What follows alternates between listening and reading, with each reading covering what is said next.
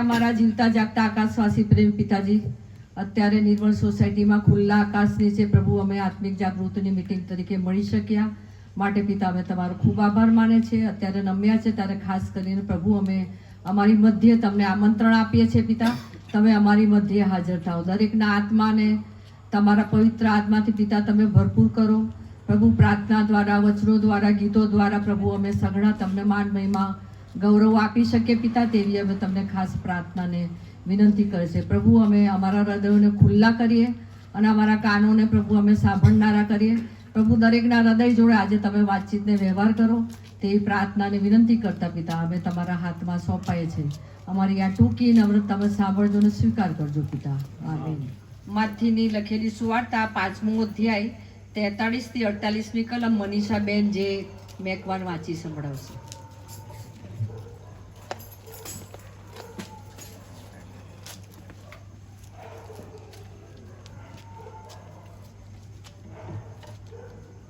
માથી 5:43 થી 48. તું તારા પડોશી પર પ્રીતિ કર ને તારા વેરી ઉપર દ્વેષ કર, એમ લખેલું હતું એ તમે સાંભળ્યું છે.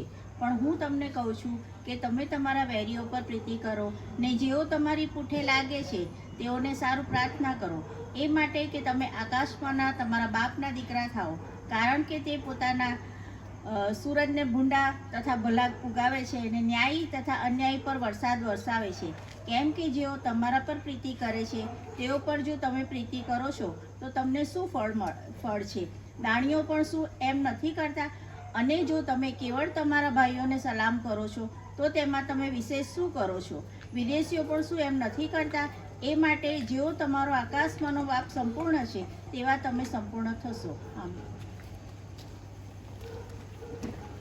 આપણે અત્યારે પહોંચે એ રીતે આપણે ગીતો ગાઈશું.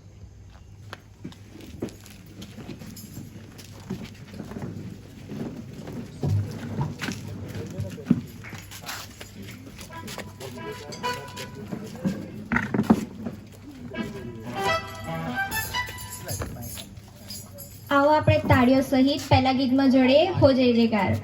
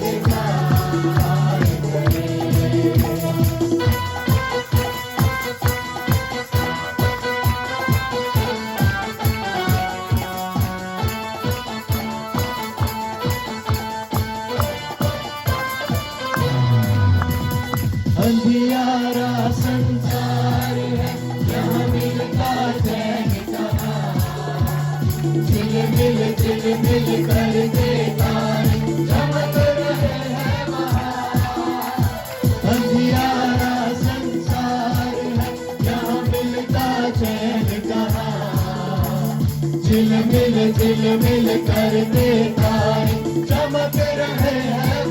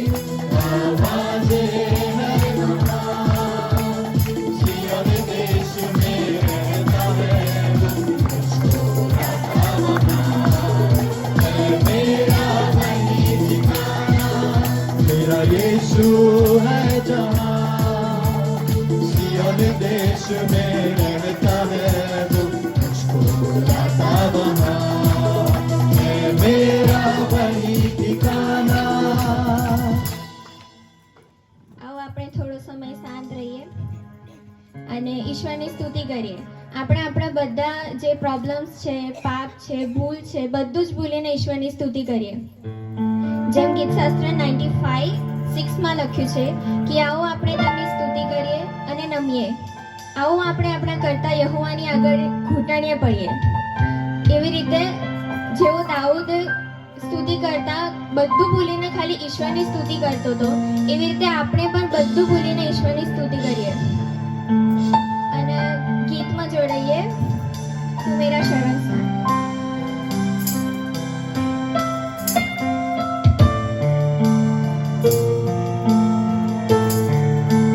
तू मेरा शरणस्थान, तू मेरा गढ़ है, संकट में मेरा हो, मेरा प्रभु. आराधना करूं मैं पूरे दिल से, मैं तुझे ढूंढूंगा संपूर्ण जीवन में, तेरी सेवा करूंगा मेरी सारी चीजों से. मैं हूँ यहाँ, मैं हूँ यहाँ, मैं हूँ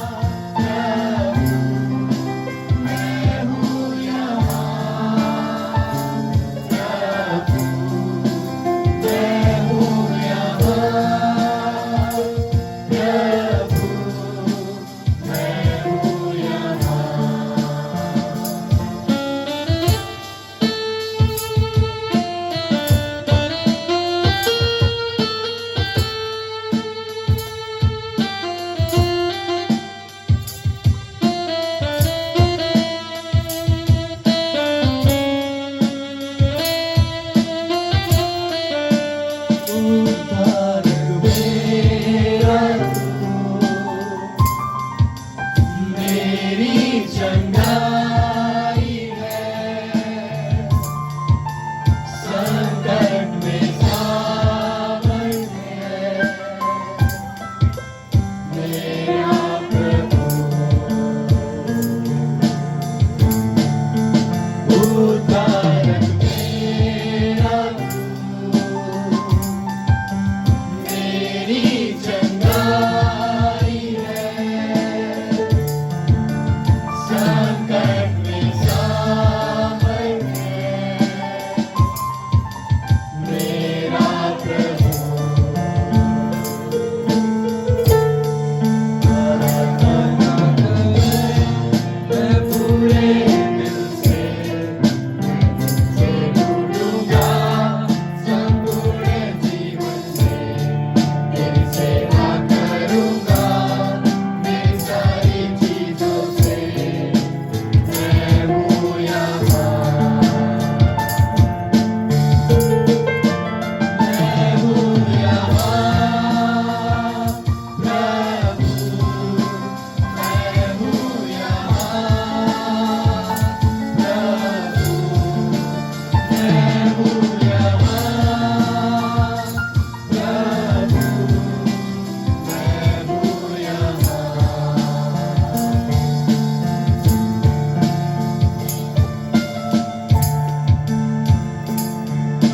પવિત્ર પવિત્ર પવિત્ર જીવતાને જાગતા દેવ, અમે અત્યારે તમારી હજુરમાં આવીએ છીએ.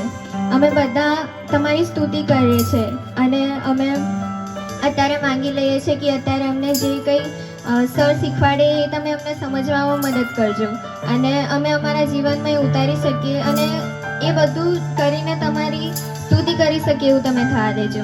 આ ટૂંકીને નમ્ર વિનંતી તમારા હાથમાં સપાતા સાંભળોને સ્વીકાર કરો બાપા. એ મુદ્રાલેખ આધારિત આપણે આગળ વધી રહ્યા છે અને આપણો જે મુદ્રાલેખ છે તો છઠ્ઠા અધ્યાયની 8મી કલમ છે તેઓના જેવા ન થાઓ, પણ તેમાં આપણને વિષયો આપવામાં આવ્યા છે અને વિષય આજે 48મી કલમમાં છે, 5મા અધ્યાયની 48મી કલમ. અને ત્યાં જે બાબત લખવામાં આવી છે તે તો એ છે કે એ માટે જેવો તમારો આકાશમાંનો બાપ સંપૂર્ણ છે તેવા તમે પણ સંપૂર્ણ થશો. સંપૂર્ણ થશો, એ બાબત ત્યાં લખવામાં આવી છે. અને એ બાબત પ્રાર્થના સાથે, પૂરી તૈયારી સાથે, પ્રભુની કૃપા માંગીને, પવિત્ર આત્માનું સામર્થ્ય માંગીને જે તૈયારી કરીએ છીએ ને એમાં પ્રભુ મને મદદ કરે છે. અને અત્યાર સુધી દરેક વચનમાં પ્રભુની કૃપા હું જોઈ શક્યો છું. અને એ આકાશમાંનો જે બાપ છે એવા આપણે સંપૂર્ણ આ પૃથ્વી પર બનવાનું છે. અને એટલા માટે પ્રભુએ જ્યારે સેવાની શરૂઆત કરી, એ સમય દરમિયાન જ્યારે તેમણે ગિરી પ્રવચન આપ્યું, પહાડ પરનું જ્યારે ભાષણ તેમણે આપ્યું, ત્યારે તેમણે જે આકાશના નાગરિકોના ચારિત્ર વિશે ધન્યતાઓ કીધી અને ત્યાર પછી જે રૂપકો આપ્યા, એ બધું ચારિત્ર ઈશ્વરમાં છે. એ બધું ઈશ્વરની પાસે જે છે તે બહાર આવે છે. અને એવા થવાનું પ્રભુ કહેશે. અને આગળ જે 17મી કલમ પછી જે નિયમશાસ્ત્ર વિશે જે બાબતો રજૂ થઈ, પ્રભુ ઈસુ નિયમશાસ્ત્ર બાબતમાં જે બાબત જણાવવા માંગતા હતા, એ નિયમશાસ્ત્ર પણ પ્રભુ પોતે છે. એમનામાંથી નિયમ નીકળે છે. એ નિયમ તેમણે મૂસાને આપ્યો અને એ નિયમશાસ્ત્ર પ્રમાણે દરેક વ્યક્તિએ શુદ્ધ જીવન જીવવાનું છે, આશીર્વાદિત જીવન જીવવાનું છે અને એ ચારિત્ર, એ જીવનશૈલી મેળવવાની છે. અને એ પ્રકારની બાબતો પ્રભુ અહીં આગળ આપણી પાસે માંગે છે. આપણે જાણીએ છીએ કે આપણો પ્રભુ બહુ નમ્ર છે. આપણો પ્રભુ એ દયાળુ છે ને કરુણામય છે. તે ન્યાયી છે ને શુદ્ધ ને પવિત્ર છે. અને એ અજવાળું છે, એ જગતનું અજવાળું છે. અને એ પોતે નિયમશાસ્ત્ર છે. અને એ પ્રેમાળ ઈશ્વર આપણને તેઓના જેવા સંપૂર્ણ થવા માટે પ્રભુ ઈસુ ખ્રિસ્તને આ જગતમાં આપણી મધ્ય આ મોકલ્યા છે. અને આપણે તેમને જોઈને ઈશ્વર જેવા સંપૂર્ણ વ્યક્તિઓ બનીએ. અને એ તે પ્રભુ આપણી પાસે ઈચ્છા અને અપેક્ષા રાખે છે. સંપૂર્ણ એ જે ગ્રીક ભાષામાં જે શબ્દ છે, ટેલિયોસ એવો શબ્દ છે. અને એનો મિનિંગ થાય છે પૂર્ણ, પરિપક્વ અને ઉદ્દેશ, એમનો જે ઉદ્દેશ પૂર્ણ કરનાર, એવા કંઈક અર્થ થાય છે.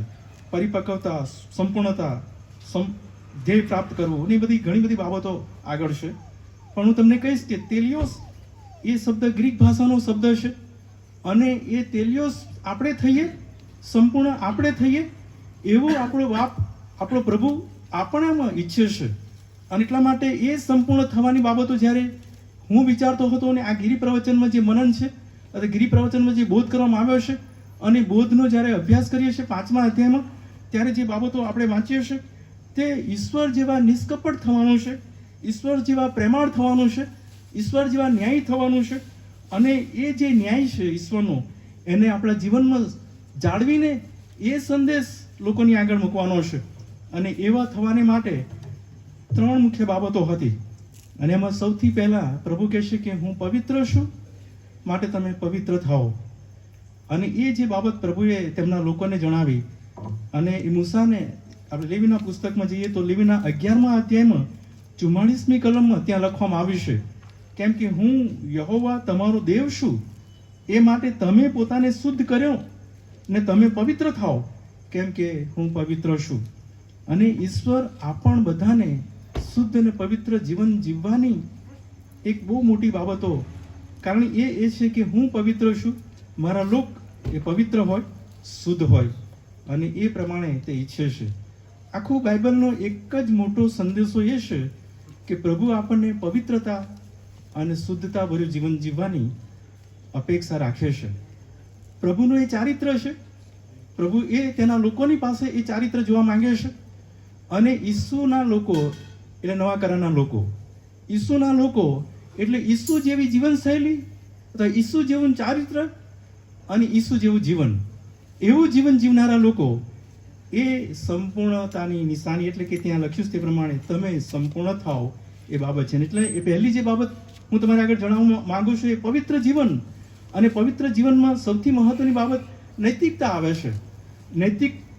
નૈતિક રીતે શુદ્ધતા કેળવવી અને ધર્મનિષ્ઠ બનવું એ મહત્વનું છે. અને એટલા માટે હવે જ્યારે સંત પિત્તર તેના નવા કરારમાં પત્રમાં, પહેલા પત્રને તેના પહેલા અધ્યાયની 15 ને 16મી કલમમાં જણાવે છે પ્રમાણે, પણ જેણે તમને તેડ્યા છે, એટલે ઈશ્વરે આપણે તેડ્યા છે, તે જેવો પવિત્ર છે તેવા તમે પણ સર્વ પ્રકારના આચરણમાં પવિત્ર થાઓ. યાની કે ત્યાં જે બાબત લખ્યું છે કે ઈશ્વર જેવું આચરણ કરનારા લોકો ઈશ્વર જેવું જીવન જીવનારા લોકો, ઈશ્વર શરૂઆતમાં ઉત્પત્તિના પુસ્તકમાં લખવામાં આવે છે તે પ્રમાણે આપણે પ્રભુની પ્રતિમા અને સ્વરૂપ છીએ, અને પ્રતિમા અને સ્વરૂપ ખંડાઈ ગયું છે પાપના કારણે, અને હવે એ સ્વરૂપ અને પ્રતિમા ફરી નવેસરથી બને એટલા માટે પ્રભુ ઈસુ ખ્રિસ્તને આ જગતમાં આપણી મધ્ય મોકલ્યા છે. અને પ્રભુ ઈસુ ખ્રિસ્ત જે નૈતિક જીવન જીવ્યા, જે ધર્મનિષ્ઠ જીવન જીવ્યા, જે સાચું જીવન જીવ્યા, એ સાચું જીવન એ પ્રભુ કહેશે કે હું પવિત્ર છું, માટે તમે પવિત્ર થાઓ. અને એ પવિત્રતામાં આપણે સંપૂર્ણતા મેળવવાની છે. અને એ જે લેવીના પુસ્તકમાં 18મો જો તમે અધ્યાય વાંચો તો 18મા અધ્યાયમાં જે નૈતિક જીવન વિશેની બાબતો લખવામાં આવી છે. પણ યહોવા દેવે મૂસાને જે બાબત કહી તે તો એ છે કે હું તમારો દેવ યહોવા છું, તમને મિસરમાંથી, તમે જ્યારે મિસરમાં રહેતા હતા તેઓના કૃત્યો જે હતા તેઓનું અનુકરણ તમે ન કરો. પછી આગળ લખ્યું છે કે તમે કનાન દેશમાં હું તમને લઈ જાઉં છું, અને કનાન દેશના જે લોકો તેમના જે કૃત્યો હતા તેમનું અનુકરણ ન કરો, તેમજ તેમના વિધિઓ અને તેમના કાનૂનો પ્રમાણે તમે ન ચાલો, પણ મારા હુકમો તમે પાળો અને મારા વિધિઓ પ્રમાણે તમે ચાલીને તમે સાચું જીવન જીવો. અને કે મારા વિધિઓ ને મારા હુકમો જે કોઈ પાળે તેઓ સાચું જીવન પામે છે. યાની કે જગતના લોકોના જે જીવનશૈલી છે અથવા જગતમાં જે બાબતો છે, ભૂંડી બાબતો, મૂર્તિ પૂજા અને એ લોકોની માન્યતા, એની પાછળ તમે જશો નહીં. પ્રભુ કહેશે કે મારી પાછળ તમે રહો, મારી સાથે તમે રહો, મને અનુસરો, હું પવિત્ર છું એવા તમે થવો, હું શુદ્ધ છું એવા તમે બનો. અને એવું પ્રભુ જણાવે છે. અને એટલા માટે જો તમે 18મો લેવીના પુસ્તકનો 18મો અધ્યાય વાંચો તો અનૈતિકતાના સંદર્ભમાં નૈતિક જીવન કેવી રીતે જીવાય એના વિશે બધી બાબતો લખવામાં આવી છે. અને ત્યાં જે બાબત લખવામાં આવી છે એ તો વ્યભિચાર સંબંધી બાબતો છે, ગંદા વિચારો સંબંધી બાબતો છે, ખોટા જીવોનો વિષય અને ખોટા વિચારો વિશે બાબતો છે. જૂના કરારમાં આ પ્રમાણે લખેલું હતું કે તું વ્યભિચાર ન કર, પણ પ્રભુ કહેશે કે તેમાં હવે હું સંપૂર્ણ કરું છું. અને સંપૂર્ણ કરું છું એ તો નિયમ હતો, કાયદો હતો, પણ હવે મનથી જો તમે વૈચારિક રીતે વિચાર કરો છો કોઈ સ્ત્રીને જોઈને, ત્યાંથી પાપ શરૂ થઈ જાય છે. યાની કે કૃત્યમાં નહીં, તમારા વિચારોથી શરૂ થઈ જાય છે. મનમાં તમે શુદ્ધતા હાંસલ કરવાને માટે વૈચારિક રીતે તમારી જાતને શુદ્ધ કરો, તમારી જાતને તૈયાર કરો. અને ત્યાંથી પ્રભુ કહેશે કે હું એ નિયમને સંપૂર્ણ કરવા આવ્યો છું. અને સંપૂર્ણતા એ જૂના કરારનો જે નિયમ છે તે નિયમને હું તોડતો નથી અથવા એ નિયમને બંધ કરી દેવામાં આવતો નથી, પણ એ નિયમને હું આગળ લઈ જઈને વધારે સારો અને તેને પૂર્ણ કરું છું. અને પૂર્ણ કરું છું એ છે કે તમારા મનના વિચારો છે એને તમે શુદ્ધ કરો. હું મારી આંખથી જે નિહાળું છું અને મારા મનના વિચારોમાં જે હવે વિચારો શરૂ થાય છે અને વિચારોમાં જે નકારાત્મકતાઓ, હકારાત્મકતાઓ જે બાબતો ઉદ્ભવે છે અને એ વિચારોમાં જે બાબતો આવે છે ત્યાં મહત્વની બાબતો, ત્યાંથી શરૂઆત થાય છે પાપની. અને ત્યાંથી તમે જેને કે ત્યાં પવિત્ર જીવનની શરૂઆત થાય છે. અને એટલા માટે કોઈ સ્ત્રીની આબરૂ ન લો, કોઈ પણ પ્રકારના કુકર્મ ન કરો, કોઈ પણ પ્રકારનું અનૈતિક જીવન ન જીવો, અમંગળ કૃત્યો તમે ન કરો, કોઈ પણ પ્રકારે કુકર્મ કરો નહીં, પણ પવિત્ર અને શુદ્ધ તમે જીવન જીવો, તો તમે સંપૂર્ણ દેવ પવિત્ર જે છે એવા પવિત્ર થશો. એવું પ્રભુ જણાવે છે. માર્થીની સુવાર્તા 5મો અધ્યાયને 27મી કલમમાં લખ્યું છે તે પ્રમાણે વ્યભિચાર ન કર એમ કહેલું હતું, પણ હવે તમે એ સાંભળ્યું છે. પણ હવે હું તમને કહું છું કે જેઓ મનથી વૈચારિક રીતે જે પાપ કરે છે, ખરાબ વિચારે છે, ત્યાંથી શરૂઆત થઈ જાય છે. એટલા માટે એમાંથી બહાર નીકળો. અને એ જે બાબત છે એ વિચારોમાં બ્રેક, એમાં કંટ્રોલિંગ એ પ્રભુ તરફથી આવે, પવિત્ર આત્માથી આવે. અને આપણા જીવનને આપણે બહુ વ્યવસ્થિત પ્રભુની કૃપામાં તૈયાર કરીએ અને એ ત્યાં શરૂઆત થાય. અને એટલા માટે ત્યાં જે બાબત લખવામાં આવી છે તે પ્રમાણે આપણે સાચા કૃત્યો, સાચા વિચારો, સાચી આપણા જીવનશૈલીને બનાવીએ. અને પહેલો યોહાન 3જો અધ્યાયની 18મી કલમમાં લખવામાં આવ્યું છે તે પ્રમાણે શબ્દોથી કે જીભથી નહીં, પણ આપણા કૃત્યોથી અને આપણા સત્યમાં આપણે પ્રીતિ કરીએ એવું પ્રભુ આપણી પાસે ઈચ્છે છે. કોઈને દેવને જોયા નથી, કોઈ દેવને જોઈ શકતો નથી, પણ પ્રભુ ઈસુને એ સમયના લોકોએ જોયા અને પ્રભુ ઈસુને એ લોકોએ સાંભળ્યા અને પ્રભુ ઈસુને એ લોકોએ એમની આંખોએ જોયા, એમના હાથે સ્પર્શ કર્યો, એમને સાંભળ્યા, એમના કાનોએ સાંભળ્યા.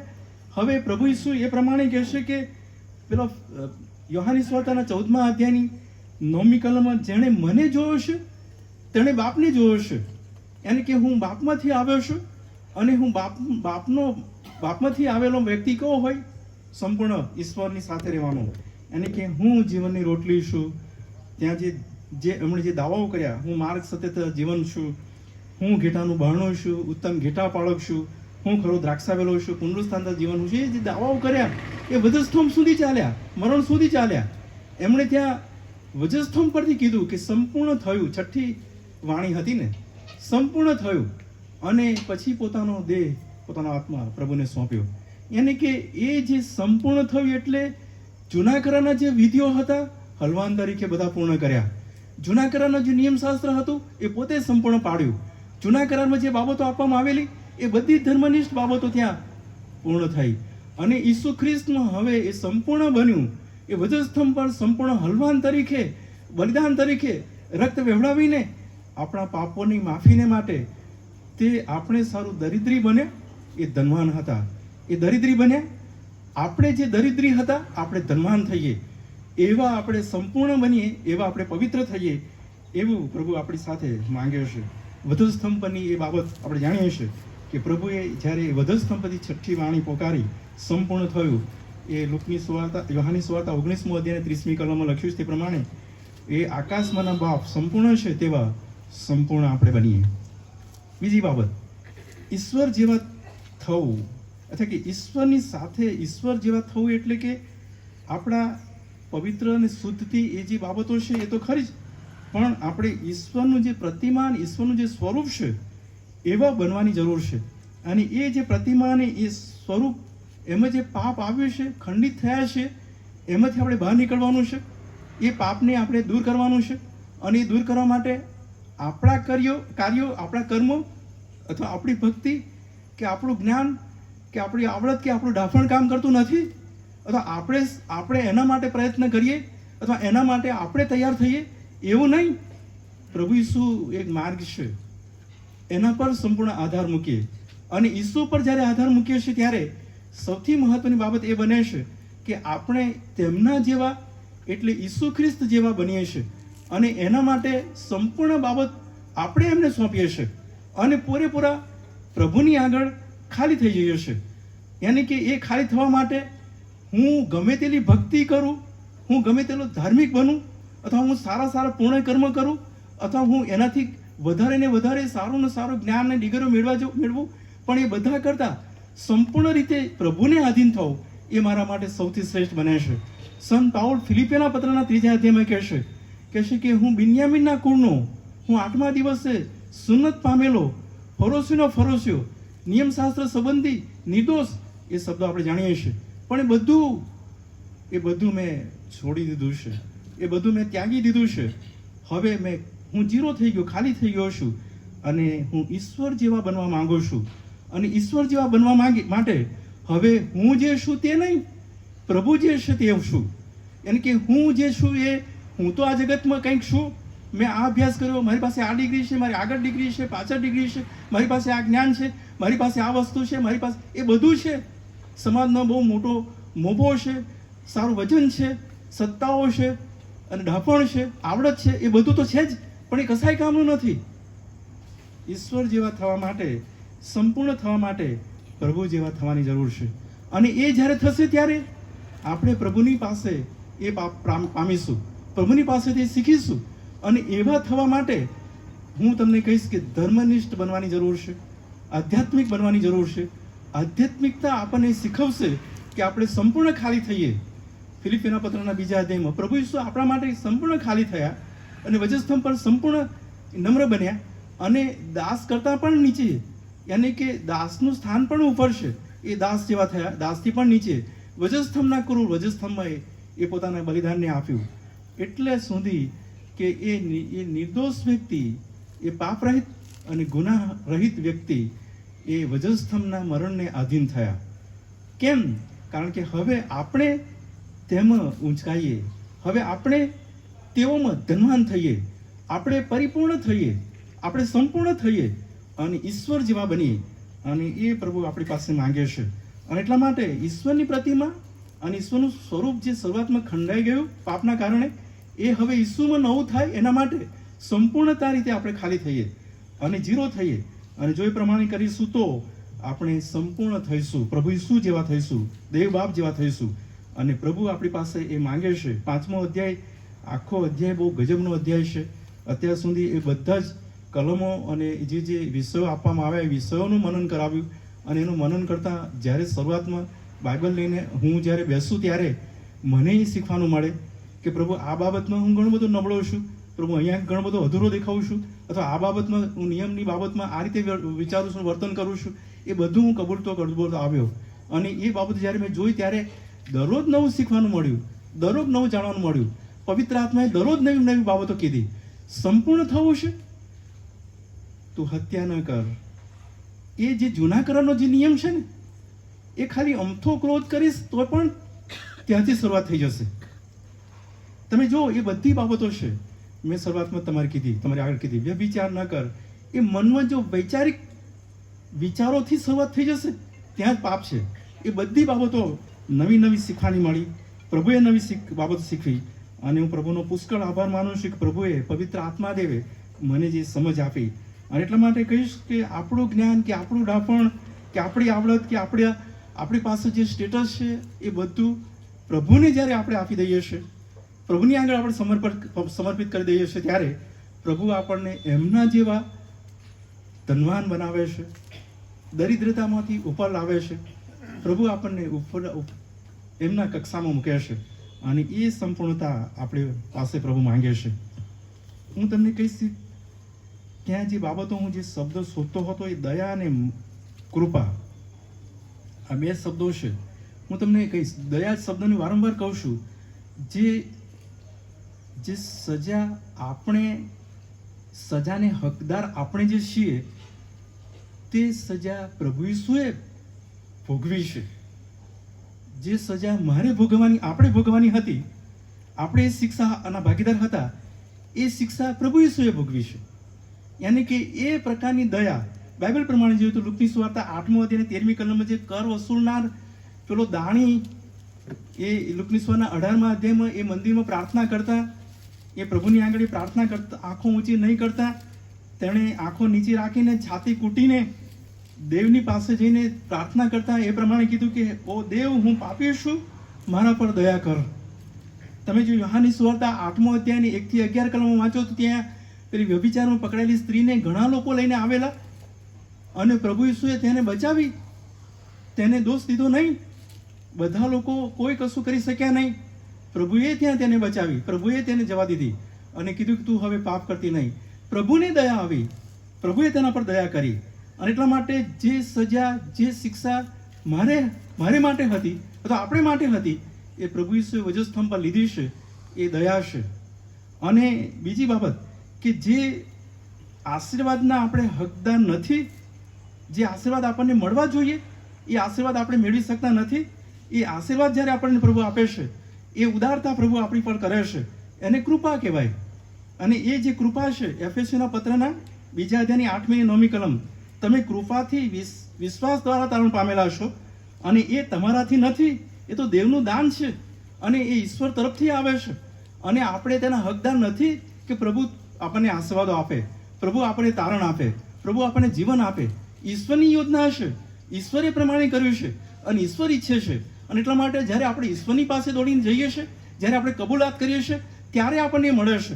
અને પ્રભુ કહે છે કે હું ઉદારતાથી તમને હું મારી કૃપાના ભાગીદાર કરીશ, હું તમને તારણ આપીશ. અને પ્રભુ આપણે તારણ આપે છે. 2 કોરિન્થીના પત્રના 12મા અધ્યાયની 9મી કલમ પ્રમાણે, કેમ કે તમે આપણા પ્રભુ ઈસુ ખ્રિસ્તની કૃપા જાણો છો કે તે ધનવાન છતાં આપણે લીધે દરિદ્રી થયા, એ માટે કે આપણે દરિદ્રી હતા અને હવે ધનવાન થવાને માટે તેમની પાસે જઈએ છીએ. અને પ્રભુ આપણે ધનવાન કરવા માંગે છે. અને એ કૃપા પ્રભુ આપણી આગળ કરવા માંગે છે. અને એવા વ્યક્તિ બનવાને માટે પ્રભુ આપણને જણાવે છે. અને એ સંપૂર્ણતા સુધી પહોંચવાની બાબત છે. પ્રભુ આપણને એની દયા અને કૃપાવાળા બનીએ એવું ઈચ્છે છે. તમે દયાળુ હૃદયવાળા બનો, તમે કૃપાળુ જીવન જીવનારા બનો. તમે બીજા ઉપર કૃપા કરો જેવું દેવે કરી છે. તમે બીજા ઉપર દયા કરો જેવા પ્રભુએ આપણા પર કર્યું છે. એ બાબત આપણા વિશ્વાસીના જીવનમાં આવે. તમે પવિત્ર થાવ, શુદ્ધ થાવ, તમે દયાળુ થાવ, તમે નમ્ર બનો, તમે કૃપાવાન બનો. અને એ બાબત પ્રભુ આપણને જણાવે છે. અને ત્રીજી બાબત, આકાશમાંનો બાપ જેવો સંપૂર્ણ છે એવા સંપૂર્ણ થવા માટે આપણે દેવનું જે છબી છે ને, પ્રભુનું જે ચિત્ર છે, અથવા એ ચિત્ર આપણે આંખોમાં આપણે બનાવીએ છીએ કે પ્રભુ આવા હશે, પ્રભુ આ પ્રમાણે હશે, આ પ્રમાણે હશે. પ્રભુને કોઈને જોયા નથી અને આપણે એના વિશે વિચારીએ છીએ, કલ્પનાઓ કરીએ છીએ. પણ એ પ્રકારની છબી આપણા જીવનમાં બને કે લોકો આપણને જોવે ત્યારે લોકો વિચારે કે આ પ્રભુના લોકો છે, અથવા પ્રભુના વિશ્વાસી લોકો છે, અથવા આ જગતથી અલગ છે. હું તમને કહીશ કે માણસાઈ, માનવતા એ જુદું છે અને વિશ્વાસ, ઈશ્વરની સાથેના જીવનમાં વિશ્વાસ કરીને જીવન જીવવું એ જુદું છે. કેમ જુદું છે?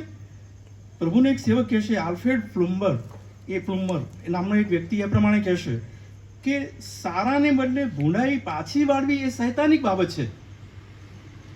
કોઈક સારું કરે છે ને આપણે એને નુકસાન કરીએ છીએ એટલે કે આપણે સૈતાનિક બાબતો કરીએ છીએ. પછી આગળ એ વ્યક્તિ એ પ્રમાણે કહેશે કે સારાને બદલે તે પાછું સારું કરે છે ત્યારે એ માણસાઈ કરે છે. તો માનવતા, એ માનવતાનો નિયમ છે ને. જગતનો માનવતાનો નિયમ બધી જગ્યાએ છે, બધા લોકોમાં છે, બધા અલગ અલગ જ્ઞાતિઓમાં, ધર્મ, બધી જગ્યાએ આપણે જોવા મળે છે કે એમણે સારું કર્યું છે, આપણે સારું કરો. આપણો માનવતાનો ધર્મ છે, આપણે તેમના માટે સારું કરીએ, આ પ્રમાણે કરીએ, એ માનવતા છે. પણ પ્રભુ ઈસુ આપણને કહેશે કે ભૂનાઈને બદલે સારું પાછું આપવું. વેરી, અહીં લખ્યું છે તે પ્રમાણે જો 43મી, તમારો પડોશી પર પ્રીતિ કરો, તમારા વેરી પર દ્વેષ કરો, એ કહેલું હતું એક જૂના કરારમાં. પણ હું તમને કહું છું કે તમારા વેરીઓ પર પ્રીતિ કરો. એ અઘરું છે. અચ્છા, એ મહત્વનું છે. પ્રભુ ઈસુ આપણને એ જણાવવા માંગે છે કે તમે ગુનાને બદલે સારું કરો. એ જગતના લોકોથી અથવા તો માનવતાથી પણ જુદું છે. વેરીની આગળ કોણ પોતાનો જમણો ગાલ ડાબો ગાલ ધરે? દુશ્મનની આગળ જેણે આપણે તમાચો મારે છે એની આગળ આપણે બીજો ગાલ ધરીએ, અથવા એની આગળ આપણે માફી માંગીએ, અથવા એની આગળ આપણે નમીએ. એ આપણા જે સ્વભાવ છે ને, સ્વભાવની પ્રતિ એની વિરુદ્ધ છે. હું તમને કહીશ કેમ? કારણ કે આપણે પાપમાં છીએ અને આપણો સ્વભાવ પાપી છે, અને આપણા પાપી સ્વભાવમાં એ બંધ છે, અથવા આપણી પાસે એ સ્વભાવ આવ્યો છે કે હવે આવું જે કરે છે એની સામે હું આવું કેવી રીતે કરી શકું. અને એ પ્રકારની સ્વભાવની આખી જે બાબત છે એ ઈશ્વરની છબી છે, એ ઈશ્વરનું ચિત્ર છે. અને એ ઈશ્વરનું ચિત્ર મારે ને તમારે મેળવવાનું છે. જો એ ઈશ્વરનું ચિત્ર હું પામીશ નહીં, અથવા ઈશ્વરની છબી હું પામીશ નહીં, લોકો મને જોઈને જો ઈશ્વર જેવા મને જોશે નહીં, પ્રભુના દૂત જેવા મને દેખાશે, લોકોને દેખાશે નહીં, તો યાદ રાખો કે આપણે જગતના એક માણસાઈ ભર્યા માનવ અથવા માનવીય માનવતાની રીતે આપણે જીવીએ છીએ એવા થઈએ. એ લોકોએ સારું કર્યું માટે આપણે સારું કરીએ છીએ. એ લોકોએ આપણા માટે સારો ઉપકાર કર્યો છે, આપણે ઉપકાર કરીએ છીએ. પણ ના, આપણા શત્રુઓ પર, આપણા ભૂંડાઓ પર, આપણા ભૂંડા લોકો પર અને વેરીઓ પર આપણે પ્રીતિ કરવાની છે, તેમના માટે સારું કરવાનું છે, ભલું કરવાનું છે, તેઓને આગળ માફી માંગવાની છે, માફ કરવાનું છે, તેઓની આગળ નમ્ર થવાનું છે. અને એ ઈશ્વરનું ચિત્ર છે, ઈશ્વરની છબી છે, એમના જેવા આપણે બનવાનું છે. અને એવું જો આપણે કરીએ છીએ તો અહીં જે આપણને લખવામાં આવ્યું છે તે પ્રમાણે તમારો આકાશમાંનો બાપ સંપૂર્ણ છે તેવા તમે સંપૂર્ણ થશો. અને આપણો જે મુદ્રાલેખ છે 6 અને 8, તેઓના જેવા તમે ન થાઓ, એટલે જગત જેવા અથવા એ લોકો જેવા તમે ન થાઓ, પણ આપણા આકાશમાંના બાપ જેવો છે તેવા આપણે સંપૂર્ણ બનીએ. આપણે એવા પ્રમાણિક બનીએ, આપણે એવા દયાળુ બનીએ, આપણે એવા પવિત્ર અને શુદ્ધ બનીએ, આપણે એવા નમ્ર બનીએ. અને ઈશ્વરની છબી લોકો આપણામાં જુએ. ઈશ્વરના લોક, ઈશ્વરની પ્રજા એવું લોકો નિહાળે, લોકો જુએ, લોકો કબૂલે. અને લખવામાં આવ્યું તે પ્રમાણે તમારું અજવાળું એવો પ્રકાશવા દો કે લોકોની આગળ એવી રીતે લોકો જુએ કે તમારી રૂઢિકરણો જોઈને આકાશમાંનો બાપ, આકાશમાંના બાપની લોકો સ્તુતિ અને આરાધના કરે. એને કે આપણને જોઈને લોકો ઈશ્વરની સ્તુતિ કરે. એ સંપૂર્ણતા, એ મહાનતા, એ અદ્ભુતતા એ આપણી પાસે આવે. અને એ પ્રકારે આપણે જીવન જીવવાની બાબતો માર્કની સુવાર્તાના 5મા અધ્યાયમાં લખવામાં આવી છે. અને એ જે છેલ્લી કલમ 48મી કલમ, અને એ જ આજે મુદ્રાલેખ હતો, એ મુખ્ય આજે વચન હતું. ત્યાં લખ્યું, એ માટે જેવા તમારો આકાશમાંનો બાપ સંપૂર્ણ છે તેવા સંપૂર્ણ થાઓ. અને તમને કહીશ કે આપણે ઈશ્વર જેવા પવિત્ર થઈએ, શુદ્ધ જીવન જીવીએ, આપણે ઈશ્વર જેવા દયાળુ બનીએ અને આપણે ન્યાયી લોક બનીએ. તમને હું કહીશ, મીખા પ્રબોધક તેના 6 અધ્યાયની 8મી કલમમાં બહુ ગજબની બાબતો જણાવે છે. અને એ જે જણાવે છે મીખા પ્રબોધક, તમે ખોલો તમારા બાઇબલમાં અને તેનો 6 અધ્યાય તેની 8મી કલમ, એ કલમ આપણે વાંચીએ. એ કલમ એટલા માટે હું તમારી આગળ વંચાઈશ કે પ્રભુ આપણી પાસે શું માંગે છે. તમે જો 8મી કલમ, હે મનુષ્ય, સારું શું છે તે તેણે તને બતાવ્યું છે. ન્યાયથી વર્તવું, દયાભાવ રાખવો અને તારા દેવની સાથે નમ્રતાથી ચાલવું, એ સિવાય યહોવા તારી પાસે બીજું શું માંગે છે? અને હું તમને કહીશ કે એ સાચું જીવન, એ સંપૂર્ણતા, એ ઈશ્વરની છબી અને પવિત્ર અને શુદ્ધ જીવન એ આપણામાં આવે ત્યારે માણસાઈ નહીં, માનવતા નહીં, પણ ઈસુએ જે બાબત આપણને જણાવી છે એ બાબત, એટલે ભૂંડાને બદલે સારું કરવાનું, ભૂંડાને બદલે અપકાર નહીં, વેરીની આગળ માફી માંગવી ને વેરીની આગળ નમ્રતા હાંસલ કરવી ને તેને માફ કરીને અને આપણો ડાબો ગાલ ધરવો, એ ખરેખર બહુ મોટી બાબત છે. અને મેં એકવાર પણ કીધેલું ભજન સેવાના ઉદ્દેશ સમયે કે માણસની સાચી મર્દાનગી તો એ છે કે જગતને ના કહેવું અને પ્રભુને હા કહેવું. હું જગતમાં છું ત્યારે મારો જે સ્વભાવ અથવા મારું જે રહેણીકરણી અથવા મારું જે આચાર વિચાર, મારા જે સ્વાભાવિક છે, હું કેવી રીતે જીવન જીવું છું અથવા મારા લોકો મને કેવી રીતે જુએ છે, શું હું મૂછો ઊંચી રાખીને, શું કોલર ઊંચા રાખીને જીવન જીવું છું? જો એવું જીવું છું તો મારા પ્રભુને હા કેવી રીતે જીવન જીવવાનું છે? મારો પ્રભુ જે જીવે છે એ પ્રમાણે મારે જીવવાનું છે. અને જો એ પ્રમાણે જીવતો નથી તો હું કોલર ઊંચા રાખું છું તો મર્દ નથી, હું સાચો મર્દાનગી ભર્યું જીવન જીવતો નથી. સાચી મર્દાનગી તો એ છે કે આપણે પ્રભુને હા કહીને જીવન જીવવાનું છે, પ્રભુની આગળ સાચું જીવન જીવવાનું છે, સાચી છબી, સાચું ચિત્ર આપણે પામવાનું છે, એ શુદ્ધતા, એ પવિત્રતા મેળવવાનું છે. એટલા માટે આવો આપણે પ્રભુની પાસે જઈએ. પ્રભુ આપણને બોલાવે છે, પ્રભુ આપણી મધ્ય હાજર છે, પવિત્ર આત્માદેવ આપણી સાથે છે. તેમની હાજરીમાં આપણે બધા મીટિંગમાં બેઠા છીએ અને ઈશ્વર આપણને આ જણાવી રહ્યા છે કે આપણે પવિત્ર થઈએ, આપણે શુદ્ધ થઈએ, આપણે ન્યાયયુક્ત જીવન જીવીએ, દયાભાવ આપણા જીવનમાં રહે. અને એ પ્રભુ આપણી પાસે જે માંગે છે, એ પ્રતિમા, એ સ્વરૂપ પ્રભુ આપણી પાસે માંગે છે, એમાં આપણે જીવીએ. એટલા માટે તમારી આંખો તમે બંધ કરો. અત્યારે આપણે પ્રભુની પાસે જઈ રહ્યા છે, પ્રભુ આપણી મધ્ય હાજર છે, પ્રભુ આપણી સાથે વાતચીત કરી રહ્યા છે અને એ તો એ કહી રહ્યા છે કે આપણે તેમના જેવા થઈએ, સંપૂર્ણ થઈએ. પ્રભુ આ જગતમાં, આપણા માનવી જીવનમાં અને આપણા વિશ્વાસી ખ્રિસ્તી જીવનમાં એ બહુ મોટી ઈચ્છાની અપેક્ષા રાખી રહ્યા છે. હું કહીશ તમને કે પ્રભુ ઈસુ ખ્રિસ્તનું આગમન હવે બહુ નજીક છે અને એ દિવસોમાંથી આપણે પસાર થનારા લોકો, આપણે બહુ પેલું જે શબ્દ કહેવાય ને ભાગ્યશાળી, એવા શબ્દોમાં ભાગ્યશાળી લોકો છીએ કે ઈસુ ખ્રિસ્તના આગમનના એધાણ, પગલાંના અવાજ બહારના આગળ આવીને ઊભા છે. એ સમયમાંથી આપણે પસાર થઈ રહેલા લોકો હવે આપણે શુદ્ધ અને પવિત્ર જીવન જીવીએ. જો ઘરમાં છીએ તો દોડીને ધાબા પર જઈએ. હા, પ્રભુ જાણે છે કે આ દિવસો નજીક છે અને હવે હજુ પણ આપણે સંપૂર્ણતા સુધી પહોંચતા નથી તો આપણે સંપૂર્ણ જેવા, તેમના જેવા થઈએ, તેમના જેવા પવિત્ર બનીએ અને એ આપણા હૃદયમાં આપણે કરીએ એવું પ્રભુ ઈચ્છે છે. અને એટલા માટે પ્રાર્થના કરીએ, આપણે આંખો બંધ કરીએ, પ્રાર્થનામાં નમીએ. પવિત્ર ઈશ્વર, અમે તમારા દીકરા દીકરીઓ છીએ, અમે તમારા સંતાનો છીએ. પ્રભુ, તમે અમને જાણો છો. અમારી રહેણી કરણી, અમારા આચાર વિચાર, અમારા વ્યવહારો, અમારા વર્તનો એ તમારાથી છુપા નથી. પ્રભુ, તમે અમારા હૃદયના ભીતરમાં જ આવશો અને જુઓ છો અમે કેવા છીએ, અમારા વિચારો કેવા છે એવું તમને ખબર પડે છે. પ્રભુ, અને એટલા માટે અમે તમારી આગળ છુપા રહી શકતા નથી.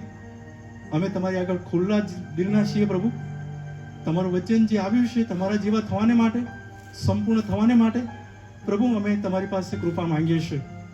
તમે અમારા જીવનમાં આવો, તમે અમારા હૃદયમાં આવો, અમને પવિત્ર અને શુદ્ધ તમે બનાવો. અમારા વિચારોને, અમારા આચારોને પ્રભુ, આચાર વિચારોને પ્રભુ તમે શુદ્ધ કરો. અમારી રહેણી કરણીને પ્રભુ તમે શુદ્ધ કરો, અમને પવિત્ર બનાવો. એટલા માટે કે પ્રભુ અમે દયાળુ હૃદયવાળા બનીએ નમ્ર હૃદયવાળા બનીએ, તમારા જેવા લોક બનીએ, તમારા જેવી છબી પ્રભુ લોકોની આગળ રજૂ કરીએ, સાચું જે જીવન છે તે જ પ્રમાણે જીવીએ. અને એના માટે પ્રભુ તમે અમને મદદ કરો, તમે અમારી સહાય કરો, અમારા પાપ અપરાધોને માફ કરો, તેવી પ્રભુ અમે સર્વ પ્રાર્થના વિનંતી કરીએ છીએ. પ્રભુ અહીંયા બેઠેલા પ્રભુ તમારા દીકરા દીકરીઓને તમે જાણો છો, તેમના હૃદયના ભીતરમાં જે વિચારો છે, જે વ્યવહારો છે, એને પ્રભુ તમે જાણો છો. અને બધી સ્થિતિ તમારી આગળ ખુલ્લી છે. પ્રભુ તમે તેમના જીવનમાં આશીર્વાદ આપો, તમે તેમના જીવનમાં પવિત્ર આત્મા દેવ તમે જાઓ, તમે સાચી સભાનતા સાથે, કબૂલાત સાથે પવિત્ર અને સાચું જીવન જીવવાને માટે તમારી કૃપા અને સામર્થ્ય આપો, તેવી વિનંતી અમે કરીએ છીએ. પ્રભુ એટલા માટે કે અમને બધાને જોઈને જગતના લોકો તમારું ભજન કરે, તમારી સ્તુતિ આરાધના કરે, તમારું ચિત્ર, તમારી છબી અમારામાં જોવે, એવા અમે બનીએ, સંપૂર્ણ બનીએ. અને એટલા માટે પ્રભુ તમે અમને તૈયાર કરો, અમને આશીર્વાદ આપો, તેવી પ્રભુ અમે બધા જ પ્રાર્થના વિનંતી કરીએ છીએ. પ્રભુ અમે બધા તમારા હાથોમાં સોંપાતા અમારી આ પ્રાર્થના મુક્તિદાતા પ્રભુ ઈસુના નામમાં તમે સાંભળો અને માન્ય કરો. આમીન. આકાશમાં અમારા બાપ એ પ્રાર્થના આપણે સાથે સાથે બોલીશું. છેલ્લો આશીર્વચન ઉચ્ચારવામાં આવશે. ઓ આકાશમાં અમારા બાપ, તમારું નામ પવિત્ર મનાવો, તમારું રાજ્ય આવો, જેમ આકાશમાં તેમ પૃથ્વી પર તમારી ઈચ્છા પૂરી થાવ. દિવસની અમારી રોટલી આજે અમને આપો, જેમ અમે અમારા ઋણને માફ કર્યા છે તેમ તમે અમારા ઋણોને માફ કરો. અમને પરીક્ષામાં ન લાવો, ભલાઈથી અમારો છૂટકો કરો, કેમ કે રાજ્ય તથા પરાક્રમ તથા મહિમા સર્વકાળ સુધી તમારા છે. આમીન. અને હવે આપણો તારનાર પ્રભુ ઈસુ ખ્રિસ્તની અદ્ભુત કૃપા, ઈશ્વર પિતાનો અજાયબ પ્રેમ અને પવિત્ર આત્માની સંગત આપણી સાથે અને આપણા પરિવારોની સાથે, આ સોસાયટીઓની સાથે, કારભારી બેન રીટાબેનની સાથે હમણાંથી લઈને સદા સર્વકાળ સુધી હોજો. આમીન.